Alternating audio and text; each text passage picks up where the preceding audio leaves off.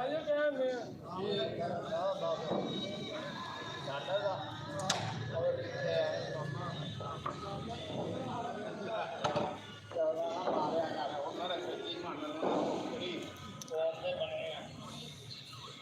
अस्सलाम वालेकुम, सत श्री अकाल और नमस्कार दोस्तों। इस ਵੇਲੇ मैं गुरुद्वारे के अंदर आ चुका हूँ और इत्थे तज़ीम का करके सॉरी बहुत अच्छा नहीं बोल सकते। सो दर्शन दीदार तुसी गुरुद्वारे के अंदर दे वो मैं तुहानूं कराना वा और तुसी दर्शन दीदार करो प्लीज़। तो नाल अगर हो सके तो दोस्त जिथे जिथे बैठे हैं इसनूं शेयर भी करते जान ताकि सारे लोग जिहड़े दुनिया भर दे विच बैठे हैं वो देख सकें। तैयारियां कुछ अंदर दियां जिहड़ियां हैं तुहानूं नज़र आ रही हैं। ये गुरुद्वारे की बिल्कुल अंदर वाली साइड जी है ये तुसीं देख रहे हो और ये अंदर लोगों का आना जाना अज जिस तरह मैं पहले लाइव के दस्सिया कि बहुत सारी मुस्लिम कम्यूनिटी वो इत्थे आ रही है।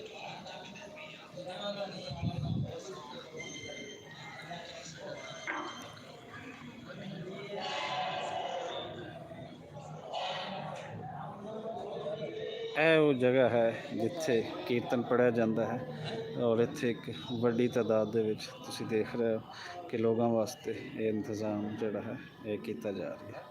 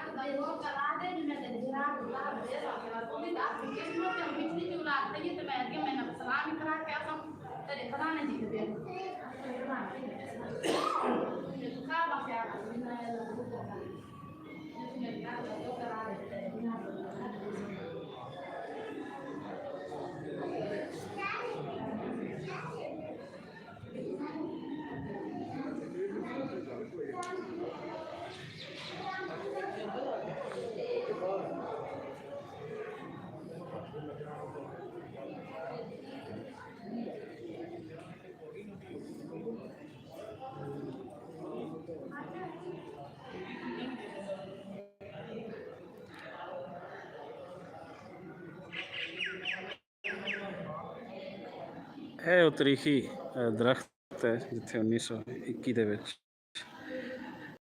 इत्थे सरदार लक्ष्मण सिंह और बाकी जिहड़े सिख सरदार से और शहादत होंदियां।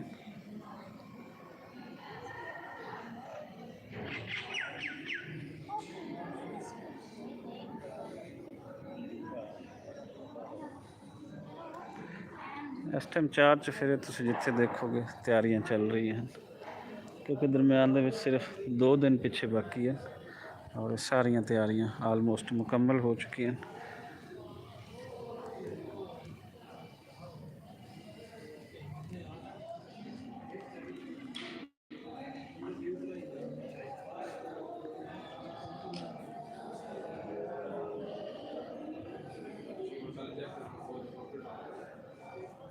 पालकी साहब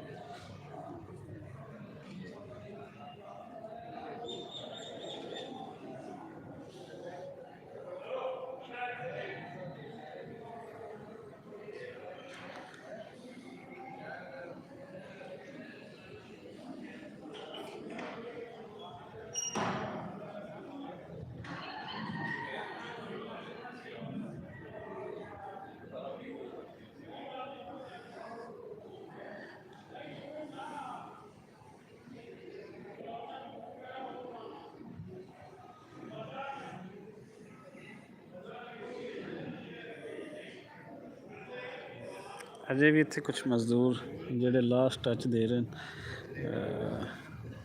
ਆਲਮੋਸਟ ਸਾਰਾ ਕੰਮ ਕੰਪਲੀਟ, ਸਾਰੀਆਂ ਤਿਆਰੀਆਂ ਮੁਕੰਮਲ। ये तो है थले जमीन तो नहीं आना थले गुड़म भी जाना एक बार और को ये बात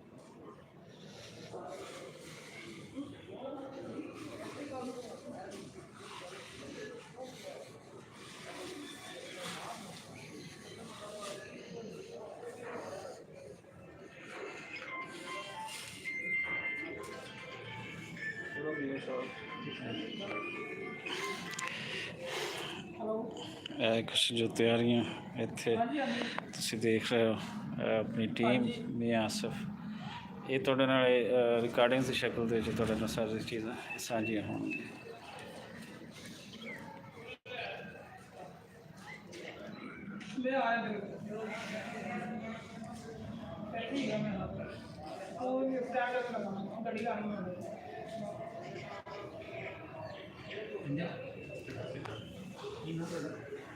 मोहम्मद एहसान हाँ जी ऑडियो ठीक है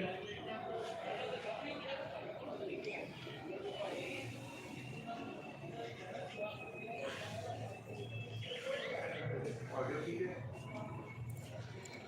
वीडियो वीडियो ਤੁਸੀਂ ਦੇਖ ਰਹੇ ਹੋ BCTV मैं ਤੁਹਾਡਾ ਫਰੰਟ ਡਾਇਰੈਕਟ ਮੀਆਂ ਆਸਫ ਅਲੀ ਜਨਮ ਸਥਾਨ ਨਨਕਾਣਾ ਸਾਹਿਬ ਦੇ ਵਿੱਚ ਅੱਜ ਮੈਂ ਆਇਆ ਹਾਂ। ਤੁਹਾਨੂੰ ਪਤਾ ਹੀ ਹੈ ਬਾਬਾ ਜੀ ਗੁਰੂ ਨਾਨਕ ਦੇਵ ਜੀ ਦੇ 550ਵੇਂ ਜਨਮ ਦਿਨ ਦੀਆਂ ਤਕਰੀਬਾਂ ਸ਼ੁਰੂ ਹੋਣ ਵਾਲੀਆਂ ਵਾ ਤੇ ਸੰਗਤਾਂ ਦੀ ਆਮਦ ਜਿਹੜੀ ਹੈ ਹੋਣੀ ਸ਼ੁਰੂ ਹੋ ਗਈ ਹੈ ਤੇ ਇੱਥੇ ਪਹੁੰਚ ਰਹੇ ਆ ਲੋਕ।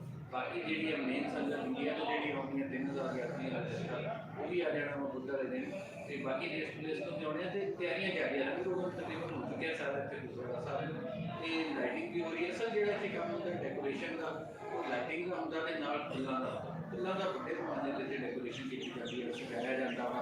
ਕਿ ਆ ਤੁਸੀਂ ਦੇਖ ਰਹੇ ਹੋ ਇੱਥੇ ਵੀ ਨਾ ਢੇਰ ਲੱਗੇ ਹੋਏ ਆ ਪਿੱਛੇ ਕੰਮਾਂ ਕਿ ਫੁੱਲਾਂ ਦੇ ਜਿਹੜੇ ਗੁਲਦਾਨ ਬਣਨੇ ਆ, ਜਿਹੜੇ ਦਰਵਾਜ਼ੇ ਬਣਨੇ ਆ, ਜਿਹੜੇ ਲਾਏ ਜਾਣੇ ਆ, ਇਹ ਜਿਹੜੇ 'ਚ ਸੇਵਾ ਕਰਨ ਵਾਲੇ ਆ, ਜਿਹੜੇ ਫੁੱਲਾਂ ਦੀ ਡੈਕੋਰੇਸ਼ਨ ਕਰ ਰਹੇ ਆ, ਇਹਨਾਂ ਦੇ ਨਾਲ ਅਸੀਂ ਗੱਲ ਕਰਦੇ ਹਾਂ ਜੀ। ਕੀ ਨਾ ਤੁਹਾਡਾ? ਅੱਛਾ ਜੀ, ਤੁਸੀਂ ਕਿੰਨੇ ਅਰਸੇ ਤੋਂ ਇਸ ਸਜਾਵਟ ਵਾਲਾ ਕੰਮ ਕਰ ਰਹੇ ਹੋ?